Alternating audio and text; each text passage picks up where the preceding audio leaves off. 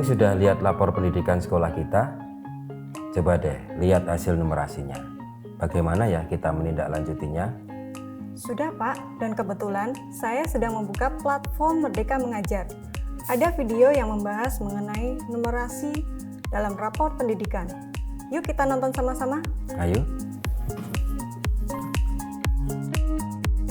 Sadarkah kita, seringkali kemampuan numerasi diasumsikan secara sempit dengan keterampilan menghitung cepat menggunakan angka, pensil, dan hafalan cepat.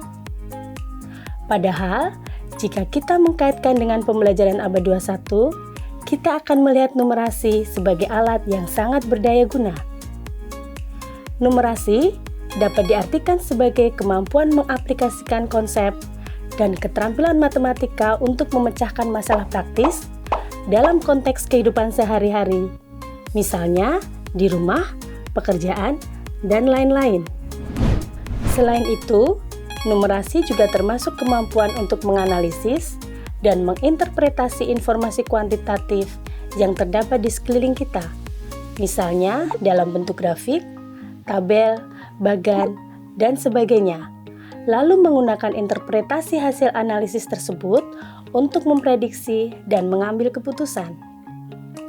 Oleh sebab itu, ketika berbicara mengenai numerasi, kita perlu menyadari bahwa ini bukan hanya tugas pelajaran matematika saja atau tugas guru matematika saja.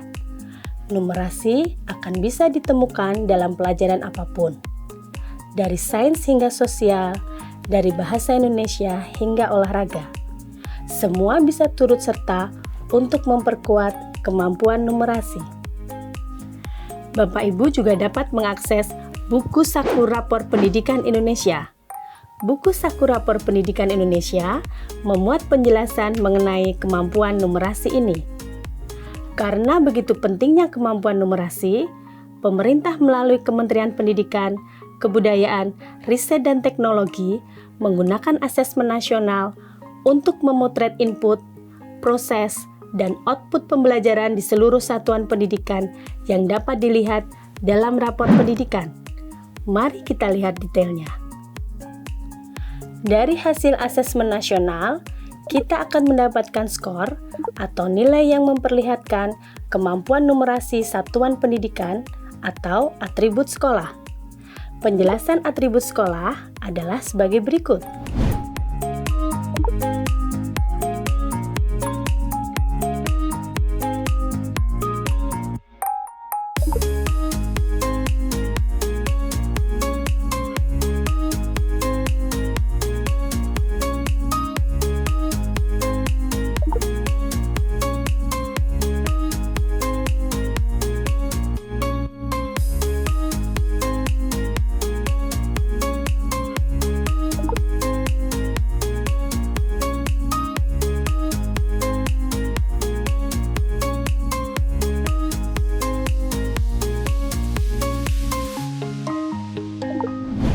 Itu tadi penjelasan untuk atribut sekolah. Tetapi sebenarnya di tiap tahapan di atas, bagaimana sih profil peserta didik tersebut?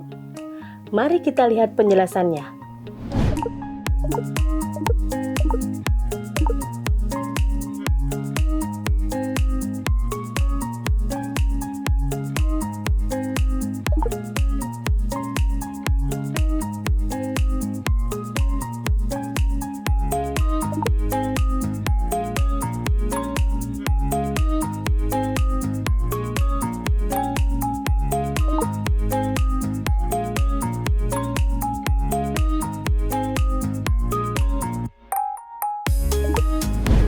Lalu bagaimana memaknai rapor pendidikan tersebut?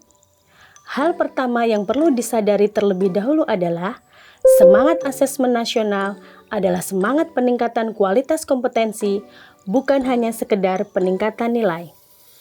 Oleh sebab itu, satuan pendidikan dapat melakukan strategi penguatan numerasi dengan melakukan pengembangan terhadap materi pembelajaran yang sudah ada. Pendekatan yang dapat mengakomodasi adalah dengan numerasi lintas mata pelajaran, yaitu peran aktif dari guru mata pelajaran selain matematika untuk melakukan penguatan numerasi di dalam mata pelajaran yang diajarnya, dan untuk berkolaborasi dengan guru lain mengenai numerasi dalam kurikulum pada semua mata pelajaran. Ini tidak berarti bahwa pelajaran semua akan berubah menjadi matematika, tetapi menanamkan dan menerapkan konten penguatan dan alur pembelajaran numerasi dalam setiap mata pelajaran tanpa kehilangan fokus pada mata pelajaran tersebut. Pendidik dapat menggunakan berbagai pendekatan belajar numerasi melalui hal berikut. Mengidentifikasi aspek atau unsur numerasi yang dapat dilakukan penguatan dalam mata pelajaran selain matematika. Merancang pengalaman dan peluang belajar yang mendukung penerapan pengetahuan dan keterampilan matematika umum peserta didik dalam mata pelajaran selain matematika. Menggunakan istilah dan terminologi matematika dengan tepat di mata pelajaran non-matematika. Mari kita lihat beberapa contoh skenario berikut. SMA Pancaran Hati mendapatkan indeks di bawah kompetensi minimum pada bagian kemampuan numerasi dari hasil AN. Pak Eka, sebagai guru mata pelajaran olahraga, turut berkolaborasi dalam meningkatkan kemampuan numerasi peserta didiknya. Beliau akan memasukkan materi numerasi di kelas 11 dalam pendidikan jasmani, olahraga dan kesehatan dengan cara meminta peserta didik menggunakan alat timbangan dan tinggi badan untuk mengukur indeks lemak tubuh. Kemudian, meminta mereka merancang program kebugaran untuk mendapatkan indeks yang ideal, supaya peserta didik mendapatkan pengalaman menggunakan peralatan matematika berupa tabel hitungan, timbangan, dan kalkulator untuk memodelkan kemampuan numerasi dalam fenomena sehari-hari. Atau misalnya Bu Andri dari SD Semesta yang meminta peserta didik di kelas 5 saat pelajaran bahasa Indonesia untuk mengamati sebuah bagan dan meminta mereka menuliskan opini dalam bahasa Indonesia. Hal ini dilakukan dalam rangka kolaborasi meningkatkan kemampuan numerasi peserta didik. Dari contoh tersebut, kita melihat bagaimana peserta didik diberikan kesempatan untuk memiliki pengalaman dalam menggunakan konsep dan peralatan matematika dalam bentuk data tabel untuk melihat bahwa permodelan matematik digunakan untuk pengambilan keputusan. Oh, jadi peningkatan kemampuan numerasi adalah tugas bersama.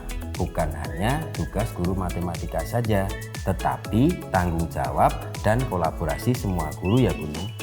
Betul Pak Agus, mari kita berkolaborasi bersama untuk meningkatkan kemampuan numerasi peserta didik kita.